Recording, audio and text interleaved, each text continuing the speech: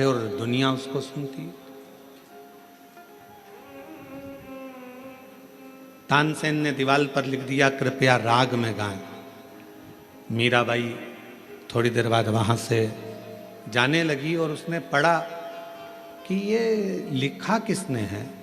तो कहा, जो अकबर के दरबार में गाता है वो तानसेन, जिसको दुनिया मानती है, जिसकी गायकी को दुनिया जानती है, जिसकी गायकी को दुनिया जानती है, वो तानसेन ने लिखा है मीराबाई तुम्हारे लिए कि कृपया राग में गाएं। मीराबाई ने कलम उठाई, जहां राग लिखा था उसके आगे अनु लिख दिया। अब कौन सा शब्द हो गया? अनुराग। मीराबाई चली गई और मीराबाई जैसे ही गई, थोड़ी देर बाद तानसेन निकल कर जा रहे थे तो तानसेन ने फिर देखा कि मैंने लिखा था कृपया राग में गाएं, और अब इसमें अनु किसने जोड़ दिया। तो कहा, मीराबाई यहाँ से आवाज़ बिल्कुल ठीक नहीं है, आवाज़ गूंज रही है, साथ में बिल्कुल आवाज़ खींच रही है। यहाँ लिखा किसने?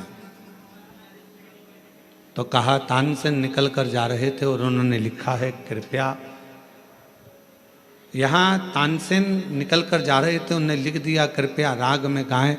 मीराबाई ने उसमें अनु लगा दिया और तानसेन वापिस निकल कर जाने लगे। तो तानसेन ने देखा यहाँ किसी ने लिखा है कि अनु राग में गाएं, अनुराग में गाएं। तानसेन ने मीराबाई के चरणों को पकड़ लिया। मीरा तो बिल्कुल सत्य कहती है कि भगवान को रिझाना है तो अनुराग में गाना होगा, और दुनिया को रिझाना है तो राग में गाना होगा। दुनिया राग से रीझती है और भगवान अनुराग से रीझता है। परमात्मा को रिझाने के लिए किसी राग की जरूरत नहीं पड़ती है।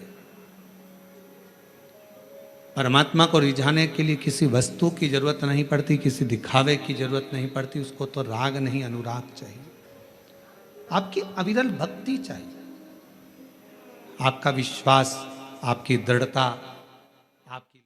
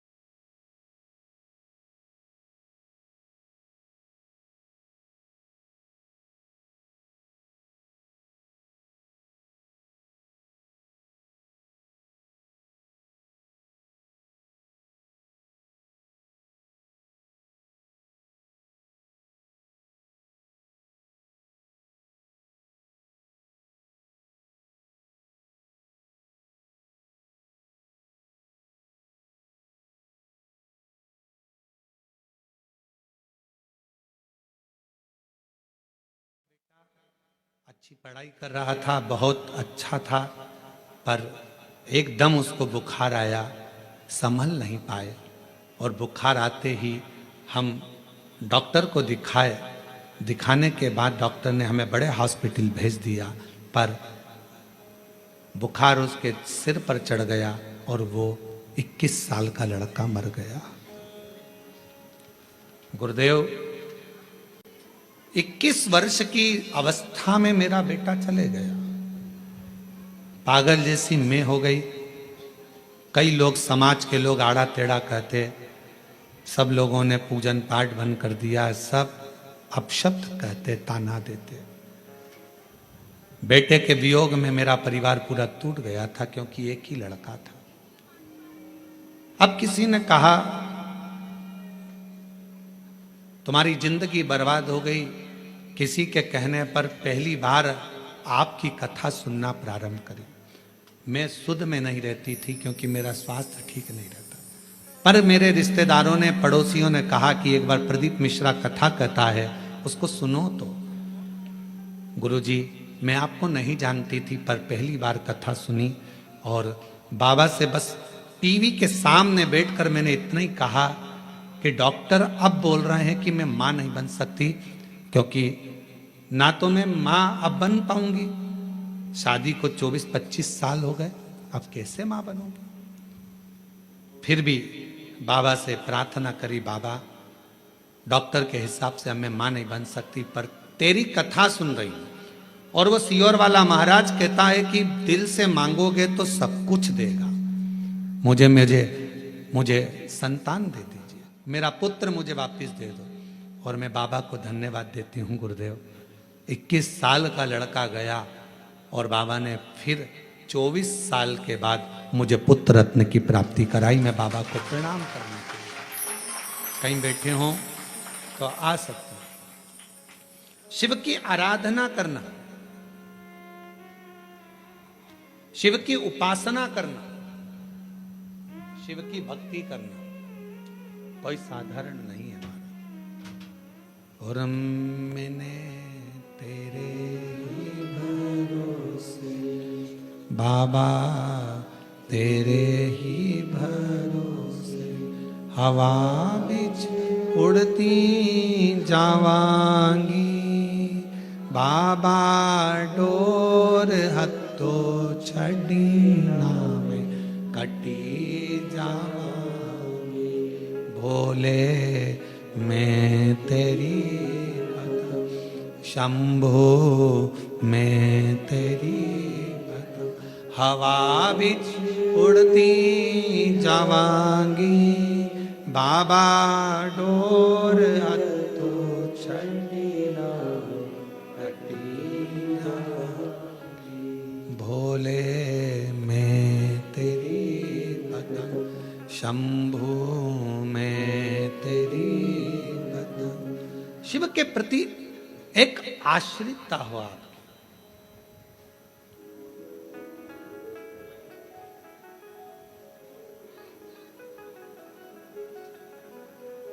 हमें अपने घर में केवल लक्ष्मी नहीं, हमें अपने घर में क्या बुलवाना है? महालक्ष्मी, जो टिके, रुके, रहे और जिनकी करुणा, जिनका आशीर्वाद, जिनकी कृपा की दृष्टि हम पर बनी रहे।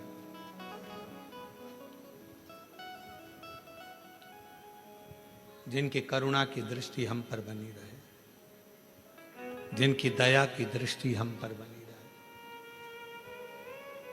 लोग कहते हैं सोमवार, सावन का सोमवार, हमने शिव पुराण में पढ़ा, सावन के सोमवार का हमें इतना मिला नहीं, हमें इतना प्राप्त नहीं हुआ, हमें इतना देखने को नहीं मिला, हमें इतना सुनने को नहीं मिला, हमें इतना देखने को, श्रवण करने को नहीं मिला।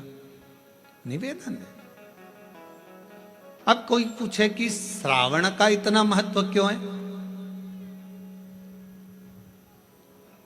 बैसाख का महीना भी आता है, ज्येष्ठ का महीना भी आता है, आषाढ़ भी आता है, भादो भी आता है, कार्तिक भी आता है, सारे महीने आते हैं, माघ भी आता है, फागुन भी आता है, ज्येष्ठा भी आता है, सारे महीने आते हैं। पर उसमें सबसे ज्यादा श्रेष्ठ शंकर भगवान के लिए अगर सबसे ज्यादा प्रबल माना जाता है तो श्रावण का महीना माना जाता है। आखिर श्रावण के महीने में ऐसा हुआ क्या था? श्रावण के महीने में इतना जरूर हुआ कि मंथन हुआ, मंथन में जो विष निकला भगवान शंकर ने पिया और देवताओं ने जल अभिषेक करा, तो ये तो है। पर श्रावण के महीने की महत्वता, एक महीने की महत्वता इतनी कैसे? कहा शिव महापुराण में वर्णन आता है, सृष्टि की रचना प्रारंभ हुई।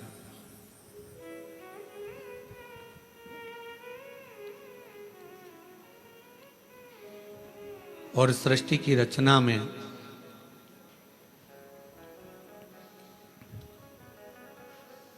जब सृष्टि की रचना हो रही थी, सृष्टि की रचना में दक्ष प्रजापति के साथ में माता प्रसूति का विवाह हुआ।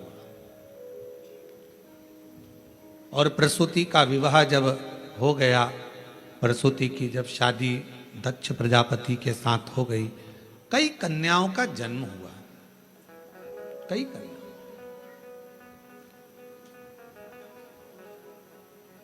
बेटों का भी जन्म हुआ, कन्याओं का भी जन्म हुआ।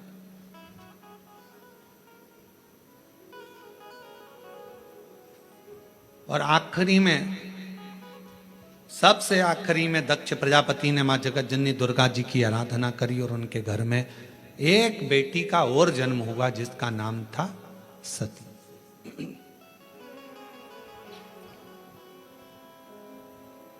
सती का विवाह हो गया शिव जी के साथ में। यह कथा तो आप और हम हर कथा में श्रवण करते हैं। सती जी का विवाह हो गया। अब विवाह होने के बाद में एक बार दक्ष प्रजापति ने सारे देवताओं को बुलाकर एक सभा रखी। उस सभा में इधर की साइड में भगवान नारायण बैठे हुए थे और इधर की ओर भगवान शिव बैठे हुए थे।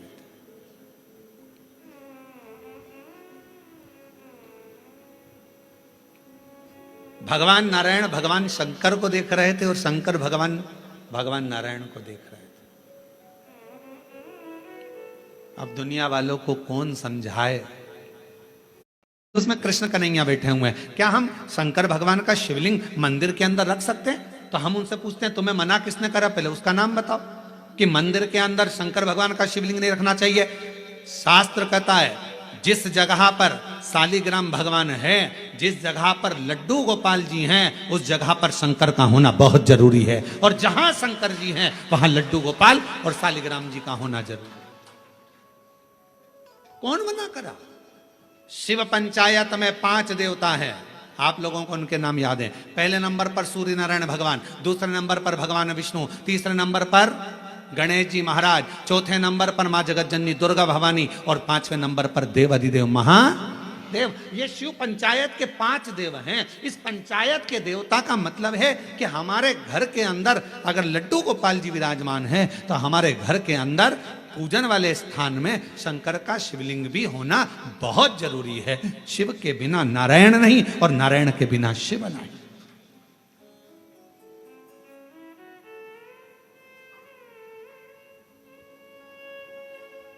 अभी श्रावण के महीने में हम रोज पाठ करते हैं। सुबह का समय पाठ करते हैं, फिर शाम के समय भी थोड़ा थोड़ा पाठ का जो सुबह पढ़ते हैं। तो आशीष जी बोले कि गुरुजी आप जो पाठ करते हैं उसमें से थोड़ा थोड़ा सा व्याख्यान सब जनमानस को मिले। तो अभी 2-4 बार से आप लोगों के पास आ भी रहा होगा पढ़ते हुए पाठ कि हम जो पढ़े वो आपके सामने हम उसको उंगली फेर कर बता देते हैं कि हमने शिव पुराण के इस पृष्ठ से ये बात को लेकर बोला गया, उसका स्मरण। और जो लोगों को वो नहीं मिलता हो तो हमारी सोशल मीडिया पर आकर जो हम पाठ करते हैं उस पाठ की उंगलियां चलते हुए पूरा पाठ करते हुए बताते हैं कि श्री शिवाय नमस्तुभ्यम का जल चढ़ाने का, जल पीने का, प्रसाद पाने का, शंकर जी का कौन सा शिवलिंग कब पूजना चाहिए, कौन से शिवलिंग का क्या अनुष्ठान हो सकता है, शंकर जी को क्या चढ़ाना चाहिए, वो सब उस पाठ में बता देते। और पूरे सावन के महीने में आपको मिलेगा। प्रयास करेंगे कि पूरे सावन के महीने में आपको वो पाठ का छोटा छोटा अंश आपके पास तक पहुंचे। और यदि आपके पास पहुंचता है तो आप भी दूसरे तक पहुंचाने का प्रयास। कम से कम सावन के महीने में लोग उस शिव महापुराण के अंश को पढ़ेंगे तो सही साथ स्मरण। शिव तत्व कह रहा है, भगवान शंकर का चरित्र कह रहा है कि नारायण के बिना भगवान शिव खाली हैं और शिव नारायण के बिना और नारायण शिव के बिना खाली, दोनों। बस इतना याद रखो, घर के अंदर जो शिवलिंग रहता है वो ज्यादा बड़ा नहीं होना चाहिए। अपनी हथेली पर अपने हाथ को रखो, अंगूठे को ऊंचा करो। इससे बड़ा शिवलिंग घर के अंदर, इससे बड़ा शिवलिंग नहीं होना चाहिए। इससे छोटा होगा चलेगा, इसके बराबर का होगा चलेगा, इससे कम होगा चलेगा, छोटे से छोटा होगा चलेगा, पर इससे बड़ा शिवलिंग घर के अंदर नहीं। फिर घर का आंगन हो, घर के बाहर हो, तुलसी का क्यारा हो या अन्य जगह पर कहीं तुम वृक्ष के नीचे, क्यारी के नीचे उसको रख सकते हो, उसकी पूजन कर सकते हो, उसमें क्या दिक्कत।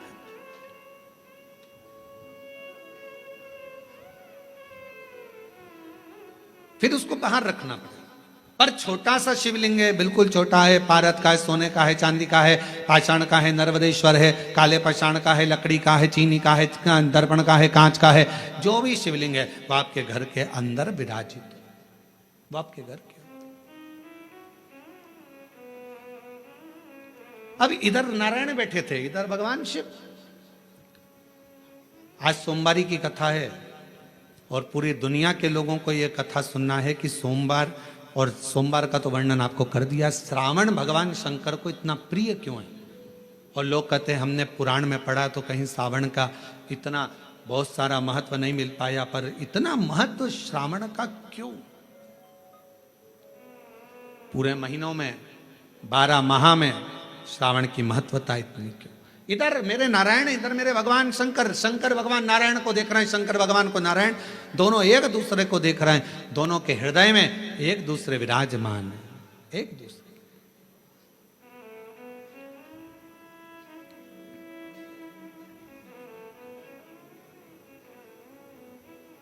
समय आया, दोनों सुध में थे, दोनों सुध। जब निगाहें मिलती है, पास में कौन देख रहा है, क्या कर रहा है, सूझ नहीं पड़ता। हमने देखा है कई कथा सुनने वालों को, उनका जब ध्यान लगता है भगवान में, तो पड़ोसन क्या कर रही है, क्या बोल रही है, कौन जा रहा, कौन आ रहा, उसे कोई सुध नहीं पड़ता। उसका तो दिल शिव में है, उसका मन भगवान। और ये हमने पहले की बात है, बहुत पहले की, लगभग हो गए होंगे 30-32 साल के लगभग में, जब हम एक बार छिपरा में कथा करने के लिए गए थे। तो छिपरा में मध्य प्रदेश के पास में मांगलिया, इंदौर के पास में छिपरा है, वहाँ हम जब कथा करने गए तो हम ठहरे थे वहाँ पर मालू जी के यहाँ पर, तो वहाँ ठहरे थे और कथा चल रही थी मंडी में, मंडी भवन में। 3 शेड था, उसके नीचे कथा चल रही थी और कथा के आयोजक थे राठी परिवार। वहाँ राठी जी, मोहन जी वगैरह वहाँ है छिपरा में, तो वो उसके आयोजक थे।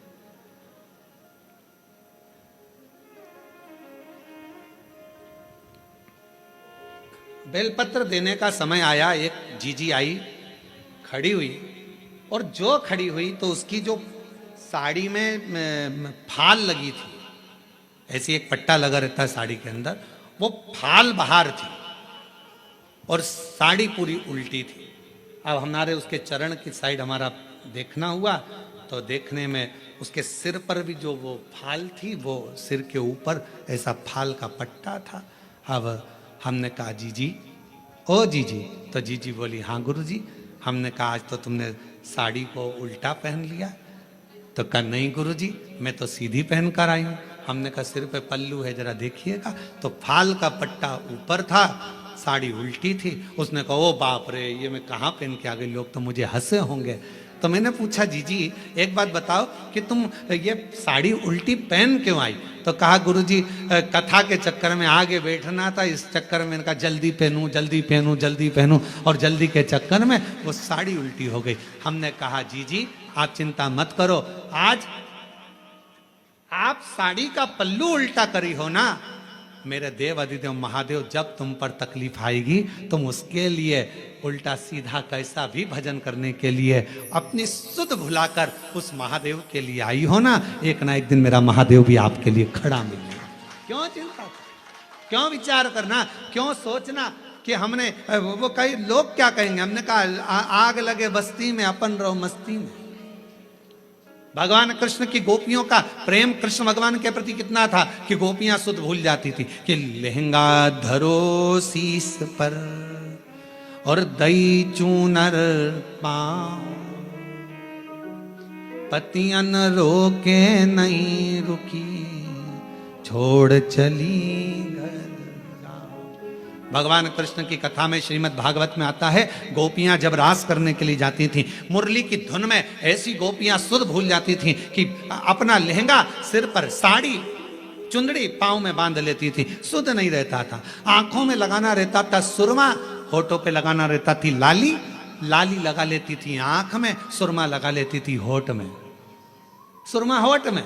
और किसी किसी के दांत लंबे और होठ काले, होठ काले और दांत लंबे, तो नैन लाल, बाल खुले, बिंदी बड़ी सारी, बहुत बड़ी बिंदी। तो गांव के लोग भी देखकर कहते पता नहीं कहाँ की बहू आई है, सुध नहीं पड़ती है, इतना स्वरूप बनाकर ना जाने कहाँ जा रही है।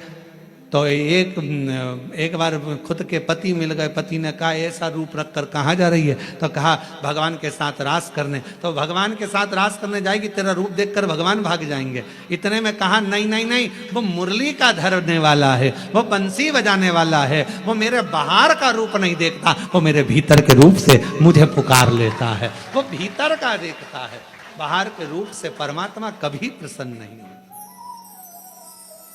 बाहर क्या देखे,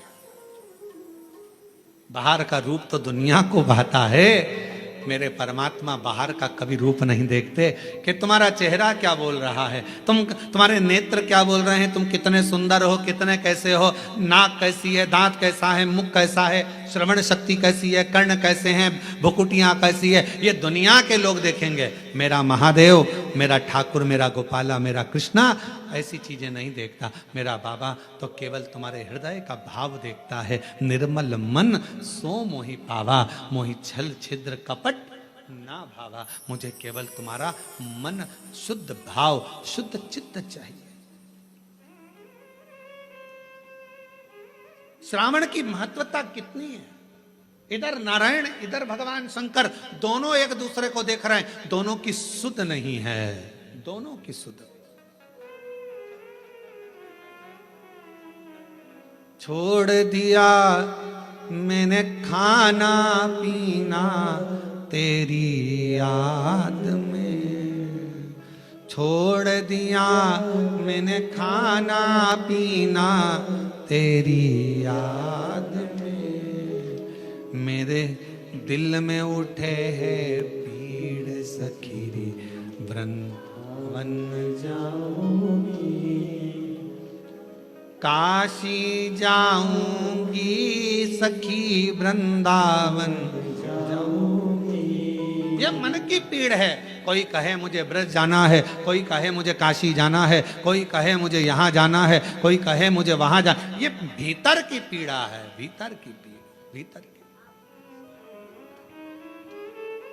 और नैन मिले त्रिपुरारी से मैं उनकी हो गई, नैन मिले त्रिपुरारी से मैं उनकी हो गई, मेरे नैनन बरसे नीर सखी में काशी जाऊंगी, मेरे नैनन बरसे नीर सखी में काशी जाऊंगी। मेरे मन में नहीं है धीर, सखी मैं काशी जाऊंगी, और काशी जाऊंगी सखी मैं सीहोर जाऊंगी, काशी जाऊंगी सखी मैं सीहोर जाऊंगी, मेरे मन में नहीं है सखी मैं काशी जाऊंगी। इधर से भगवान नारायण, इधर से भगवान शिव एक दूसरे को देख रहे हैं, एक दूसरे को निहार रहे हैं, दोनों की शुद्धता चली गई है। इतनी देर में दक्ष प्रजापति का आगमन हो रहा, दक्ष प्रजापति आ रहे और दक्ष प्रजापति का आगमन।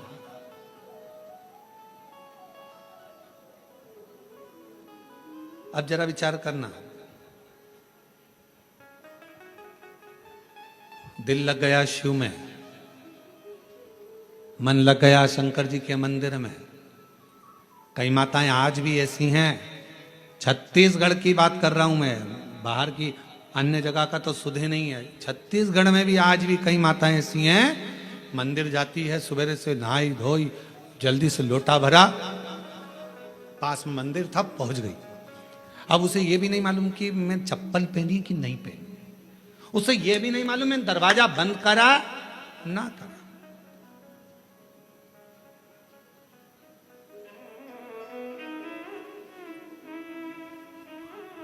उसे सुध नहीं है इतना कि मैंने द्वार बंद करा कि ना करा, मैंने कुछ बंद करा, वो तो बस लोटा भरा पानी का, लाइट सब चालू कर दी, रसोई घर की पूरी लाइटें चालू कर, और फिर घर की बहुएं सुबह से, मम्मी तुम मंदिर जाती हो, पूरी लाइट चालू कर दी, पूरा घर का दरवाजा खुला छोड़ दिया, कोई घुस जाए तो, और तुमने पूरा खोल कर चल। आज भी कई माताएं छत्तीसगढ़ में, मध्य प्रदेश में को पुनः वापिस तकलीफ जब बढ़ने लगी तो जांच के लिए रायपुर लेकर गए। जब रायपुर लेकर गए तो सारी जांचें फिर कराना प्रारंभ करी, तो बाबा की ऐसी कृपा हुई कि सारी रिपोर्ट नील आ गई और कैंसर शरीर में नहीं था। हम बाबा को प्रणाम करने के लिए आए, बाबा को नमन करने, एक शिव तत्व।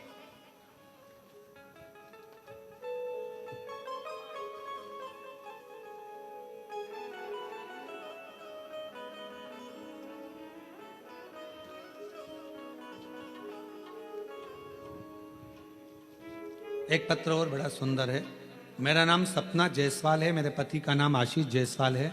मैं छत्तीसगढ़ कोरबा कटघोरा से आई हूँ। गुरुजी, मैं बाबा का क्या गुणगान करूँ। 2 साल पहले बच्चादानी में गठान हो गई थी और डॉक्टर के हिसाब से वो ठीक नहीं थी। ऑपरेशन का डॉक्टर बोल रहे थे, तभी किसी के कहने पर आपकी कथा सुनना प्रारंभ करा। ऑपरेशन करना पड़ेगा, डॉक्टर बार बार यही बात बोलते रहे। मेरी माता ने बताया कि आप, प्रदीप मिश्रा कथा करता है, आस्था चैनल पर आती है, शिव महापुराण की कथा है, उसको दिल से सुनो। हमने वो कथा सुनना प्रारंभ करा, शिव जी के मंदिर जाना चालू करा, बेलपत्र और पानी रोज बेलपत्र चढ़ाती, उसे कुंदकेश्वर महादेव के नाम से खाती और हॉस्पिटल में भी बाबा को प्रणाम करती। आज मैं बाबा को धन्यवाद देने के लिए आई हूँ।